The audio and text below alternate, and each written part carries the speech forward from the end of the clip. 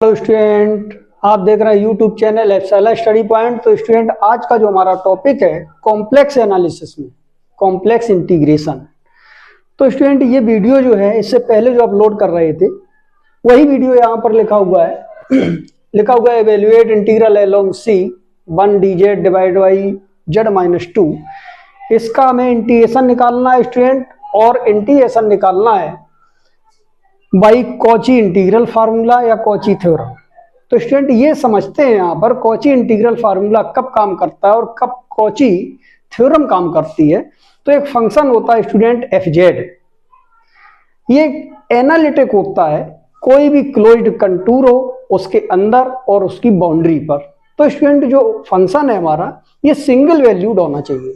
इससे पहले वीडियो जो हमने अपलोड किए स्टूडेंट कॉम्प्लेक्स इंटीग्रेशन के, तो आप शुरू से उन वीडियो को पढ़ें।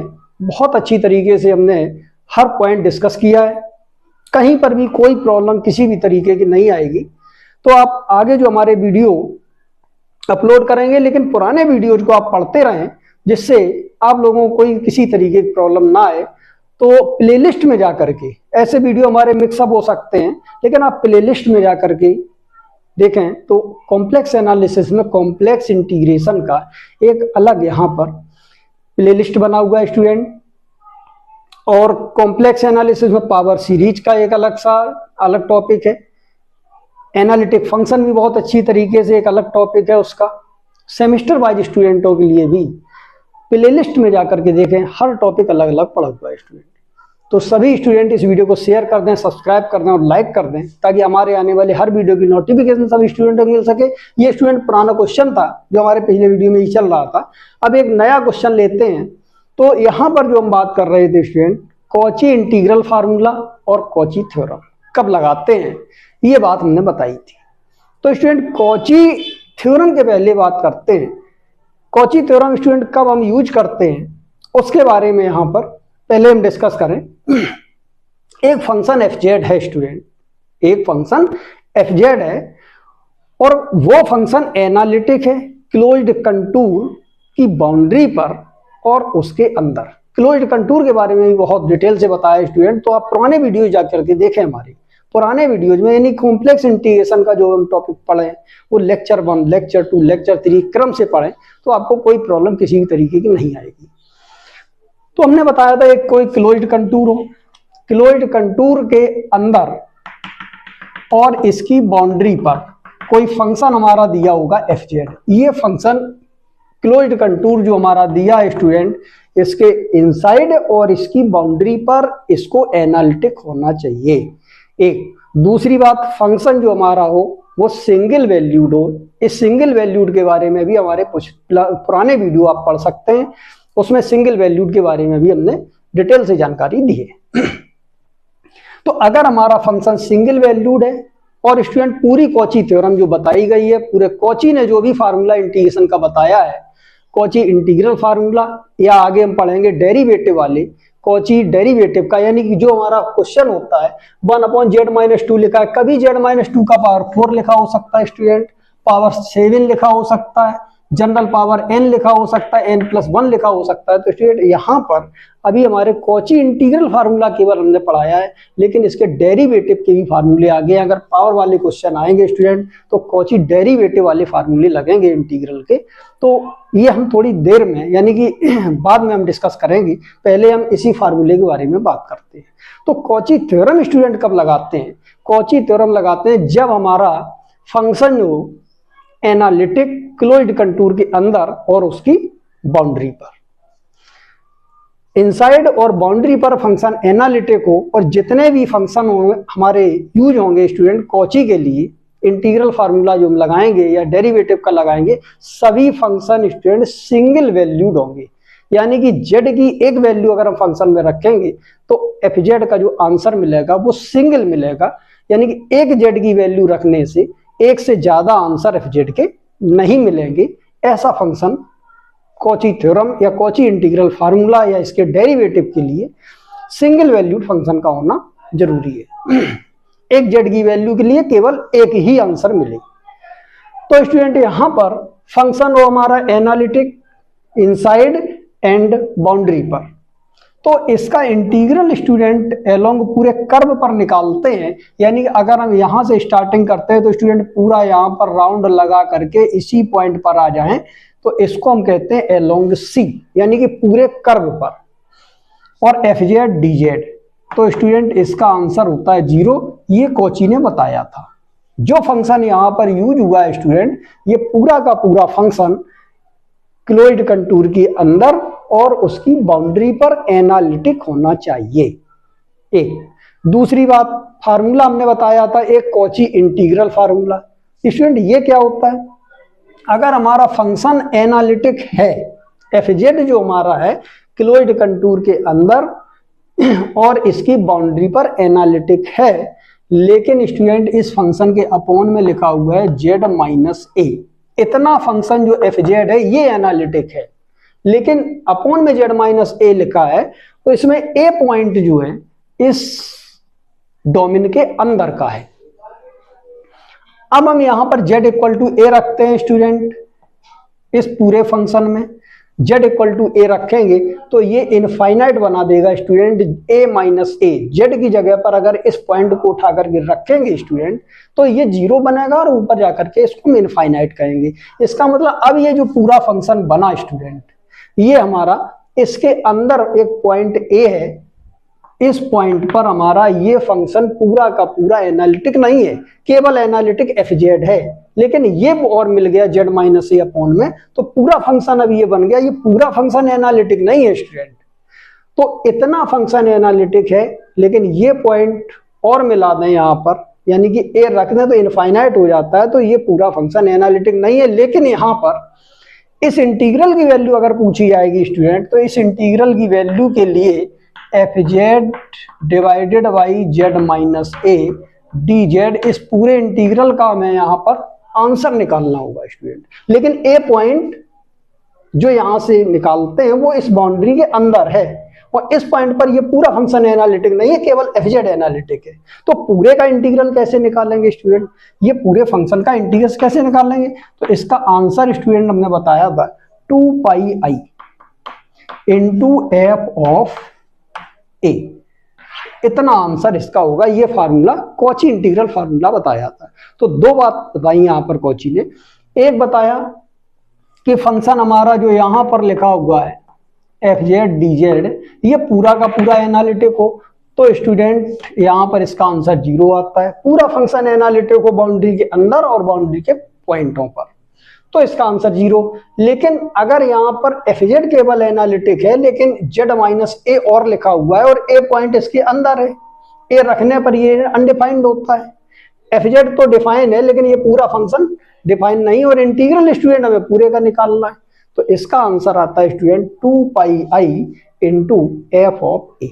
तो ये बात की थी, और इसके लिए हमने एक क्वेश्चन भी बताया था स्टूडेंट, यहाँ पर ये था, बहुत अच्छी तरीके से समझा दिया था। अब यहाँ पर हम एक नया क्वेश्चन लेके चलते हैं और देखते हैं इसमें कॉची थ्योरम लगाएंगे या कॉची इंटीग्रल फार्मूला लगाएंगे। एक क्वेश्चन देखते हैं आगे।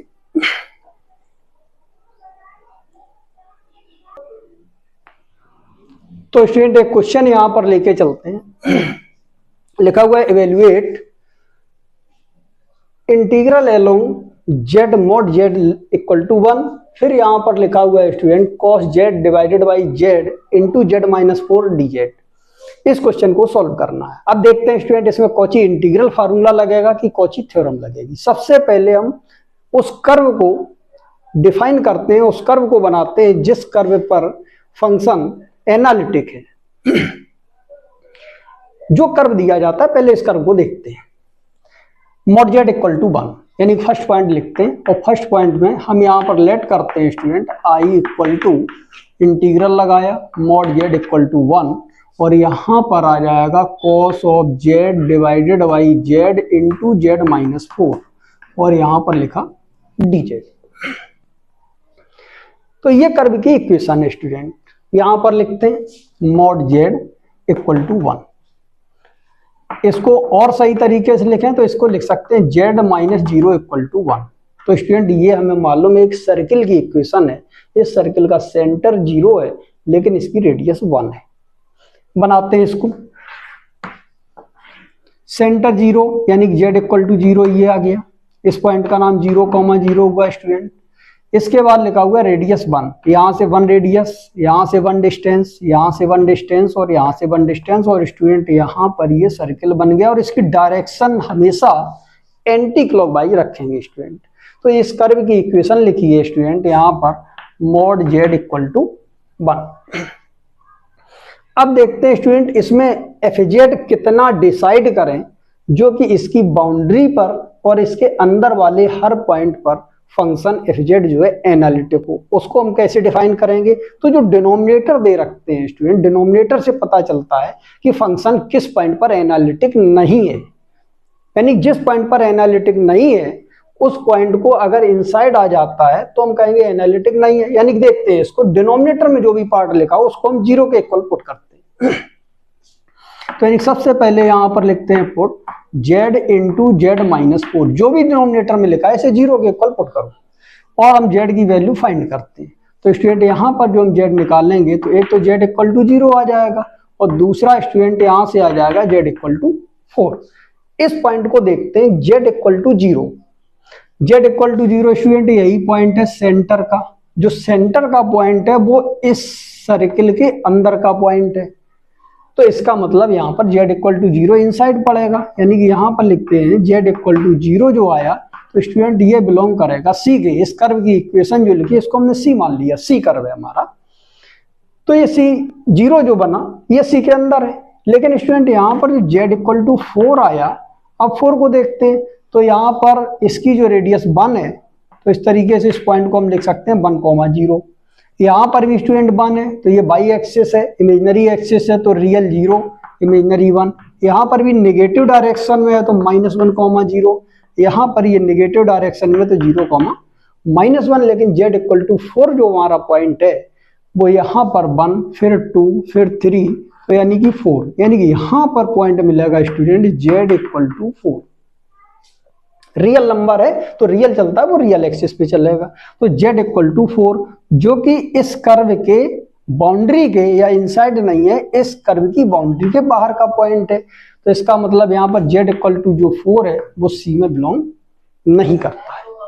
अब केवल कर्व के अंदर वाले पॉइंटों पर हमें ये चेक करना है कि किस पॉइंट पर फंक्शन एनालिटिक नहीं है। ये जो हमारा फंक्शन लिखा हुआ है स्टूडेंट, इस कर्व के अंदर जो हमारा पॉइंट पड़ रहा है वो 0 पड़ रहा है, 4 भी पड़ रहा था लेकिन ये इस कर्व के बाहर है। इस कर्व के अंदर पॉइंट जो मिला वो 0 मिला। तो स्टूडेंट इस 0 को उठा करके अगर हम इसमें पुट करते हैं तो 0 यहाँ लिखेंगे स्टूडेंट पूरा 0 और ऊपर जाकर के इनफाइनाइट, इसका मतलब फंक्शन 0 पर डिफाइंड नहीं है। जो 0 पर डिफाइंड नहीं होता है तो उस पर फंक्शन एनालिटिक नहीं होता है, यानी 0 पर डिफाइंड नहीं है तो ये डिफरेंशिएबल नहीं है और डिफरेंशिएबल नहीं है तो एनालिटिक नहीं है। तो इसका मतलब स्टूडेंट z इक्वल टू 0 पर ये जो फंक्शन है ये एनालिटिक नहीं है। 0 के अलावा अगर हम 0 के अलावा कोई भी पॉइंट देखेंगे स्टूडेंट तो 4 और रख दें तो एनालिटिक नहीं है, लेकिन 4 पॉइंट को नहीं रख सकते हैं क्योंकि कर्व के अंदर और बाउंड्री पर जो हम पॉइंट रखेंगे उसमें 4 शामिल नहीं होगा, 4 होगा इस बाउंड्री के बाहर। तो 4 को तो रख ही नहीं सकते, केवल हम 0 रख सकते हैं जो कि इसके अंदर का पॉइंट है। तो 0 यहाँ पर रखने से इनफाइनाइट बनता है, इसका मतलब इस पॉइंट को छोड़ करके cos z upon z minus 4 लिखा हुआ है। इसके अंदर का कोई भी पॉइंट अब हम रखते हैं स्टूडेंट, 0 लिख दें या और कोई भी पॉइंट है वो रख दें तो हमेशा इस फंक्शन की वैल्यू मिलेगी। तो अगर मिलेगी तो ये फंक्शन एनालिटिक होगा पूरी बाउंड्री पर और बाउंड्री के अंदर वाले पॉइंटों पर। तो स्टूडेंट जिस पर इनफाइनाइट वैल्यू देता है उसको छोड़ करके शेष जो पॉइंट बचता है, यानी जितना पार्ट बचता है फंक्शन का, इसको हम fz के इक्वल लेट करते हैं। तो यानी कि यहाँ पर टेक करते हैं, टेकिंग fz इक्वल टू, तो हमने ये मान लिया टेक fz इक्वल टू, तो स्टूडेंट यहाँ पर आ जाएगा cos of z divided by z minus 4। तो इसको हम यहाँ पर fz मानेंगे। ये फंक्शन इसके बाउंड्री के अंदर और बाउंड्री वाले पॉइंटों पर कोई वैल्यू रखते हैं तो हमेशा वैल्यू देगा स्टूडेंट, तो ये फंक्शन एनालिटिक होगा। और अब बात आई यहाँ पर जो भी पॉइंट इनसाइड पड़ता है उसमें हम इस फंक्शन में वैल्यू रख देते हैं। तो स्टूडेंट यहाँ पर अगर हम f0 की वैल्यू निकालते हैं, इसकी जरूरत पड़ेगी अभी हमको, तो आंसर आ जाएगा cos 0 डिवाइडेड बाई यहाँ पर लिखते हैं 0-4, तो आंसर आ जाएगा स्टूडेंट 1/4 माइनस का, यानी कि F0 की वैल्यू यहाँ पर -1/4 आएगी स्टूडेंट यहाँ पर। तो अब यहाँ पर हम लिख सकते हैं कि FZ एनालिटिक फंक्शन है बाउंड्री के अंदर और बाउंड्री पर। तो यहाँ पर लिखते हैं क्लियरली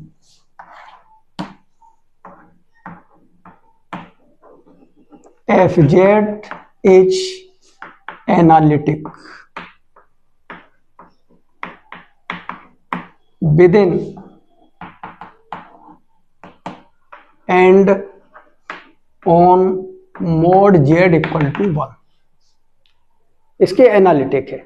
तो अब स्टूडेंट यहां पर हम देखते हैं कि FZ एनालिटिक है, तो इतना FZ मान लेते हैं, तो FZ/Z आ गया, तो इसका आंसर कितना होगा। तो यहां पर लिखते हैं देन बाई, अब स्टूडेंट बात यहां पर आई कॉची इंटीग्रल फार्मूला लगाएं कि कॉची थ्योरम लगाएं। अगर पूरा का पूरा फंक्शन एनालिटिक होता है स्टूडेंट तो हम लगाते कॉची थ्योरम, और अगर इसमें कुछ पार्ट छूटता है जो फंक्शन को इनफाइनाइट बनाता है, अगर वो छूट रहा है तो उसमें हम लगाएंगे कॉची इंटीग्रल फार्मूला। तो स्टूडेंट यहाँ पर ये वाला पॉइंट छूट रहा है तो इसमें यहाँ पर कॉची इंटीग्रल फार्मूला लगाते हैं। Then by Cauchy integral formula, Cauchy integral formula क्या होता है स्टूडेंट कॉची इंटीग्रल फार्मूला।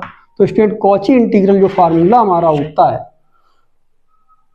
यहां पर लिखते हैं इंटीग्रल अलोंग सी का मतलब mod z इक्वल टू 1, और यहां पर आ जाएगा स्टूडेंट FZ डिवाइडेड बाई, यानी कि इतना FZ माना, इसके बटे में z बचा हुआ स्टूडेंट, तो इसको हम लिख सकते हैं z-0।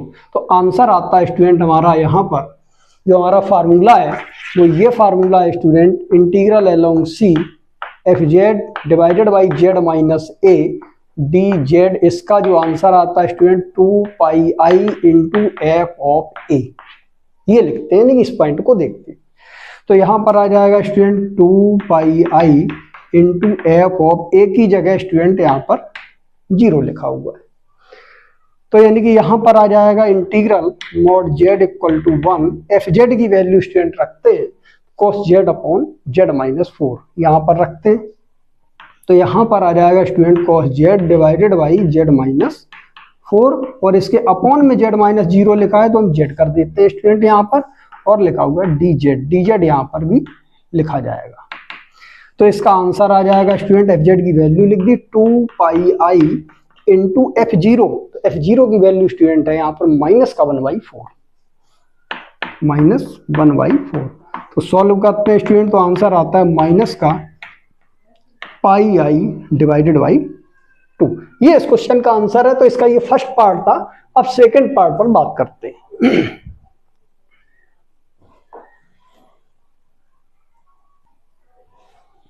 ये बोर्ड में यहां पर दिख नहीं रहा स्टूडेंट, तो इसको यहां पर से हटा करके यहां पर नोट करते हैं।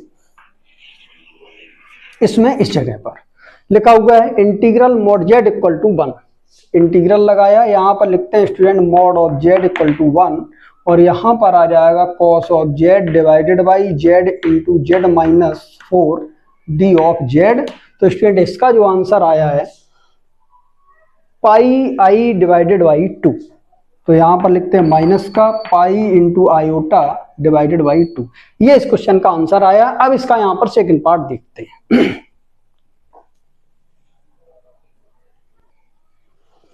अब यहां पर अगला क्वेश्चन देखते हैं स्टूडेंट सेकंड पार्ट में। इसको यहां पर मान लेते हैं लेट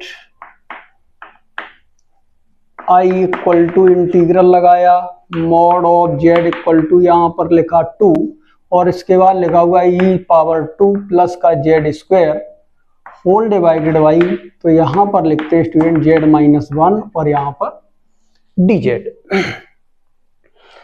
अब जो कर्व दिया है mod z इक्वल टू 2 दिया है, इसको पहले डिफाइन करते हैं। तो यानी कि यहां पर mod z इक्वल टू 2, तो इसको स्टूडेंट यहां पर लिख सकते हैं z-0 इक्वल टू 2, तो यानी कि सर्किल की इक्वेशन है, इसका सेंटर 0 है, रेडियस 2 है, तो यानी कि यहां पर सेंटर 0, तो यानी कि ये पॉइंट यहाँ पर लिखा हुआ है z इक्वल टू 0 वाला पॉइंट स्टूडेंट, तो यहाँ पर 0 कोऑर्डिनेट हो जाएगा।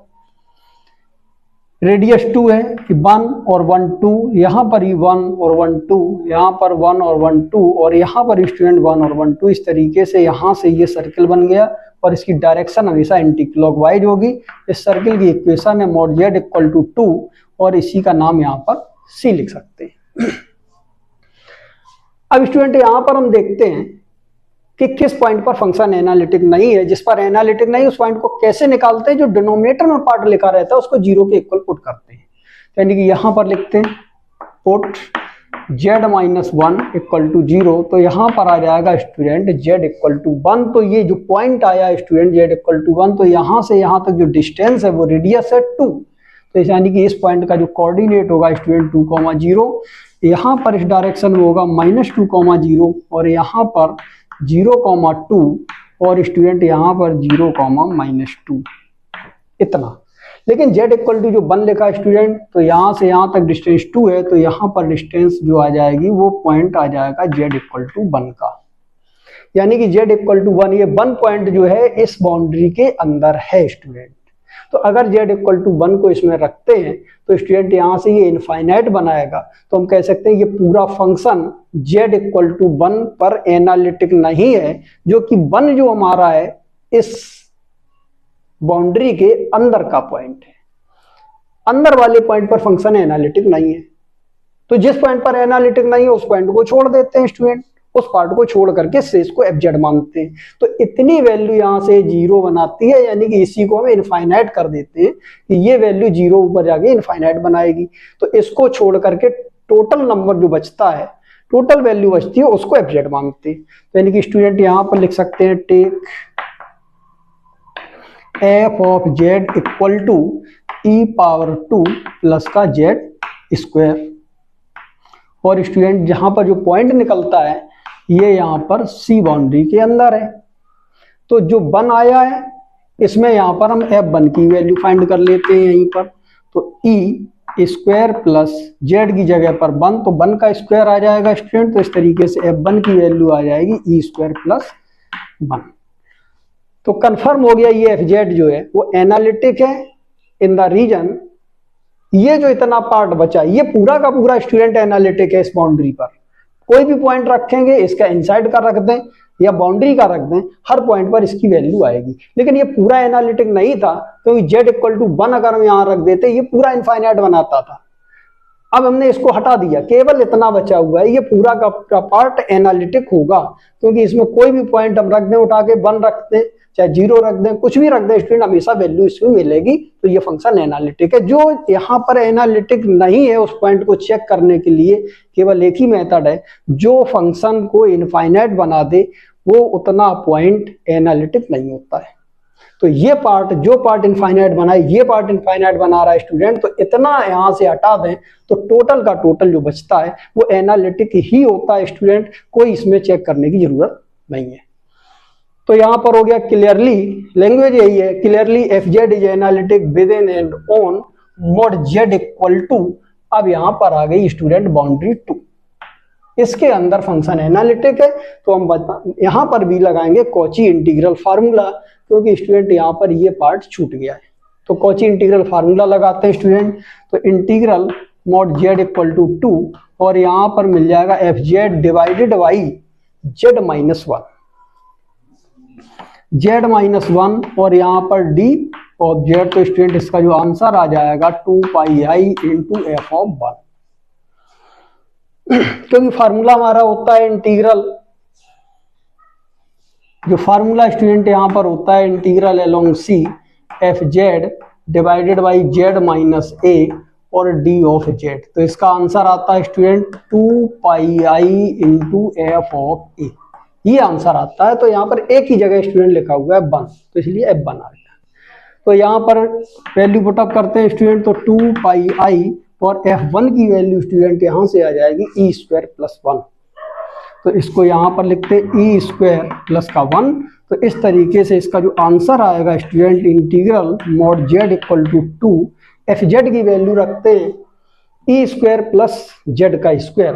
तो यानी कि यहाँ पर आ जाएगा e का स्क्वायर प्लस z का square whole divided by z minus 1 और यहाँ पर लिखते हैं dz। तो स्टूडेंट इसका जो आंसर आता है वो यहाँ पर लिखते हैं 2 पाई इंटू आयोटा और ई स्क्वायर प्लस 1।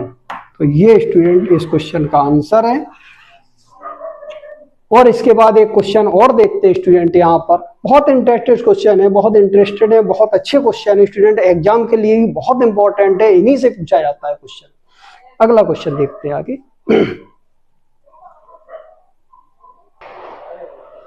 और स्टूडेंट यहाँ पर एक करेक्शन है, यहाँ पर ई स्क्वायर नहीं है, ई पावर जेड है स्टूडेंट, तो यहाँ पर ई पावर जेड लिख दें, स्क्वायर लिख गया है, ई पावर जेड है यहाँ पर। तो इस तरीके से यहाँ पर स्टूडेंट हो जाएगा f z equal to e power z.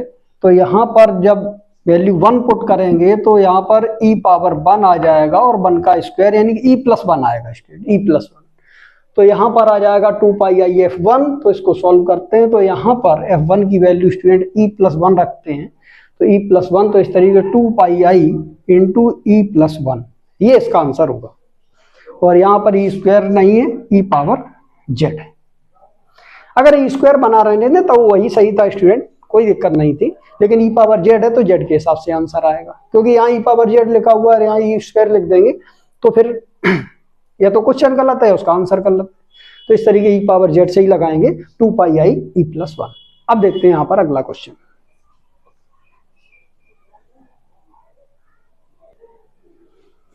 तो स्टूडेंट अगला जो हमारा क्वेश्चन है, evaluate integral along C dz divided by Z Z plus pi i where C is mod z plus 3i equal to 1। इसका student यहाँ पर centre बदल गया, रेडियस इसकी 1 है। अब यहाँ पर z प्लस 3i, जब 3i आयोटा में जब यहाँ पर सेंटर होता है स्टूडेंट, तो फिर किस तरीके से बनाते हैं। सर्किल की इक्वेशन ये भी है, देखते हैं इसको। यहाँ पर इसे हम यहाँ पर मानते हैं let i equal to integral along c, और स्टूडेंट यहाँ पर लिखते हैं dz divided by Z Z plus pi into I, ये लिखा है स्टूडेंट यहाँ पर। और जो कर्व की इक्वेशन है, जो c बनता है, वो यहाँ पर कर्व की इक्वेशन है, किस कर्व पर इसको हमें निकालना है। और हमेशा कॉची इंटीग्रल फार्मूला या कॉची थ्योरम स्टूडेंट हमेशा क्लोज्ड कर्व पर ही लगाएंगे। ये हमारे पुराने वीडियो जो हमने बहुत डिटेल में इसमें बताया है कॉची थ्योरम के बारे में और कॉची इंटीग्रल फार्मूला के बारे में। क्लोज्ड कर्व उसी पर लगेगा। अगर आधा कर्व है स्टूडेंट या छोटा सा कर्व है, छोटे पार्ट में निकालना है, क्लोज्ड नहीं है, तो इसको हम इस मेथड से नहीं लगाएंगे स्टूडेंट। तो हम इसको इस मेथड से नहीं लगाएंगे, हम लगाएंगे यहाँ पर जो कॉम्प्लेक्स इंटीग्रेशन जो हमने स्टार्ट किया है उसमें जो हमने फार्मूले बताए हैं, डायरेक्ट कॉम्प्लेक्स इंटीग्रेशन के जो हमने यहाँ पर लगाने का मेथड बताया है स्टूडेंट, लेक्चर 1, लेक्चर 2, लेक्चर 3, वहां पर देखें जो स्टार्टिंग में मेथड बताया उसी मेथड से लगाना है। अगर यहाँ पर क्लोज्ड कर्व है तो ही कॉची थ्योरम या कॉची इंटीग्रल फार्मूला लगेगा। तो स्टूडेंट अगर हमारा क्लोज्ड कर्व है तो हम इस मेथड को भी लगा सकते हैं और हम जनरल मेथड को भी लगा सकते हैं। ऐसा भी क्वेश्चन हम बताएंगे कि अगर हम कॉची थ्योरम से लगाना चाहें, कॉची इंटीग्रल फार्मूला से लगाना चाहें तो भी लगेगा, और अगर हम जनरल मेथड से लगाएं तो भी लगेगा। वो अगले वीडियो में हम इस पर चर्चा करेंगे। तो यहाँ पर अभी इसको देखते हैं। i equal to integral along C d z z, और यहाँ लिखा है जेड प्लस पाई आई। जो कर्व की इक्वेशन लिखी स्टूडेंट यहाँ पर लिखा है z plus 3 into iota equal to 1। तो यहाँ पर स्टूडेंट इसका हम देखते हैं जो सेंटर है वो जेड प्लस 3i को 0 लिखेंगे तो student z equal to minus 3i होगा। यानी कि यहाँ पर हम लिख सकते हैं रियल पार्ट 0 है और इमेजिनरी पार्ट 3 इंटू आयोटा यहाँ पर लिखते हैं। तो स्टूडेंट ये जो पॉइंट बनेगा 0, -3 बनेगा स्टूडेंट यहाँ पर, और रेडियस इसकी 1 है। तो एक रियल एक्सिस खींचते हैं स्टूडेंट और एक इमेजिनरी। ये रियल एक्सिस है और ये इमेजिनरी एक्सिस है। जेड इक्वल टू 0 यानी कि ये ऑरिजिन है हमारा। 0 -3 या यहाँ पर -3 इंटू आयोटा, इस पॉइंट को देखते हैं स्टूडेंट। 0 -3 तो इस लाइन पर चलेगा, यहाँ पर 0 -3 तो 1, यहाँ पर 2, यहाँ पर 3। तो स्टूडेंट यहाँ पर 0, -3 वाला पॉइंट होगा, या इस पॉइंट को हम इस तरीके से लिख सकते हैं z equal to -3 into iota. अब स्टूडेंट यहाँ पर रेडियस जो लिखी हुई है इसकी, यहाँ पर रेडियस r इक्वल टू 1 है। तो इसका मतलब यहाँ से 1 डिस्टेंस ऊपर, यहाँ से 1 डिस्टेंस नीचे स्टूडेंट, 1 इधर और 1 इधर, इतने मिला करके एक खींचते हैं यहाँ पर सर्किल। तो ये जो सर्किल बना इसमें डायरेक्शन हमेशा एंटी क्लॉकवाइज बनाएंगे स्टूडेंट, और यही सर्किल की इक्वेशन सी, इसको डिनोट कर देते हैं। सर्किल की इक्वेशन है z + 3i = 1। अब स्टूडेंट हम देखते हैं कि इसके अंदर या इस बाउंड्री पर कौन सा पॉइंट ऐसा है जिस पर ये फंक्शन एनालिटिक नहीं है। ये बात हम देखते हैं। यहाँ पर ये सर्किल बना हुआ है, तो हम डिनोमिनेटर को पुट करते हैं 0 के इक्वल। तो स्टूडेंट यहाँ पर लिखते हैं पुट z × z + पाई × आयोटा = 0। तो स्टूडेंट यहाँ पर जो z का आंसर आएगा z = 0 और z = पाई × आयोटा।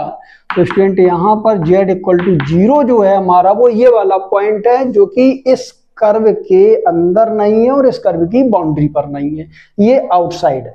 तो इसका मतलब ये बिलोंग नहीं करता स्टूडेंट सी में।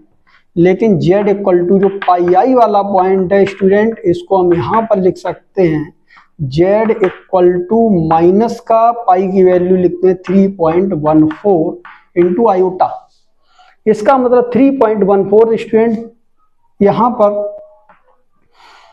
3.14 कहाँ पर होगा स्टूडेंट, यहाँ पर 3 है, z = 3i है माइनस का, और ये है 3.14, और यहाँ से यहाँ तक की डिस्टेंस स्टूडेंट 1 है। ये थोड़ा बड़ा बन गया है, यहाँ से ये 1, यहाँ पर 2, यहाँ पर 3। एक सेकेंड, इसको स्टूडेंट यहाँ पर थोड़ा सही से बनाते हैं तो थोड़ा समझ में आ जाएगा ज़्यादा। यहाँ पर करते हैं इसको आगे, यानी कि यहाँ पर 1 आया, यहाँ पर 2 आया स्टूडेंट, यहाँ पर 3 आया, तो z = माइनस का 3 × आयोटा ये बना। यहाँ पर 1 डिस्टेंस और 1 डिस्टेंस और 1 डिस्टेंस 1 डिस्टेंस लेकर के स्टूडेंट अगर इसको बनाएंगे तो इस तरीके का ये सर्किल आ गया। तो यहाँ से यहाँ तक की डिस्टेंस 1 है, यहाँ से यहाँ तक की डिस्टेंस, तो स्टूडेंट ये डिस्टेंस 1 है, तो ये पॉइंट जो हमारा होगा, ये पॉइंट यहाँ पर आ जाएगा एक डिस्टेंस और ज्यादा नीचे की ओर, यानी कि यहाँ से नापेंगे ये -3 है और एक और बढ़ जाएगी क्योंकि इसकी रेडियस 1 है, तो ये -4 यानी 0, -4 का पॉइंट होगा।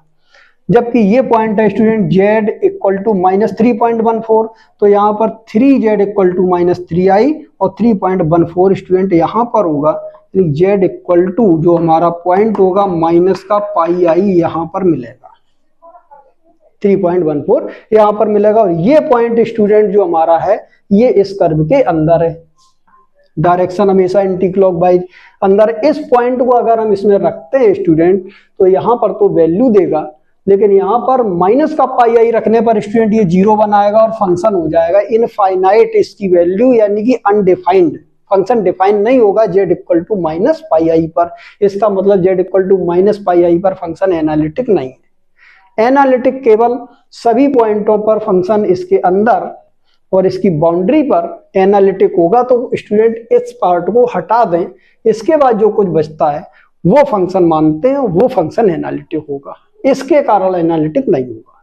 तो यहाँ पर z टेक करते हैं स्टूडेंट, यहाँ पर हमने लिख दिया take f of z = 1/z मानते हैं स्टूडेंट। यहाँ पर ये इनफाइनाइट बना रहा है तो इसको हटा लेते हैं, शेष जो बचता है उसको fz। यहाँ पर हम -पाई को रखते हैं तो 1/z की जगह -पाई रखेंगे, माइनस का पाई आई हो जाएगा, क्योंकि इस पॉइंट की हमको जरूरत पड़ती है। अभी कॉची इंटीग्रल फार्मूला लगाएंगे स्टूडेंट। तो अब यहाँ पर ये जो फंक्शन बना स्टूडेंट, ये इसके अंदर और इसकी बाउंड्री पर एनालिटिक है, क्योंकि कोई भी पॉइंट उठा करके रखेंगे, जो पॉइंट यहाँ पर इनफाइनाइट बनाएगा वो पॉइंट देखो आउटसाइड लिखा है z = 0, z = 0 वाला पॉइंट ये है, ये फंक्शन को इनफाइनाइट बनाएगा, तो इसको तो रख नहीं सकते, इसके अंदर का कोई पॉइंट रखेंगे हमेशा वैल्यू देगा। तो ये फंक्शन स्टूडेंट इसकी बाउंड्री पर और इसके अंदर एनालिटिक है। तो यहाँ लिखते हैं clearly f of z is analytic within and on C then by।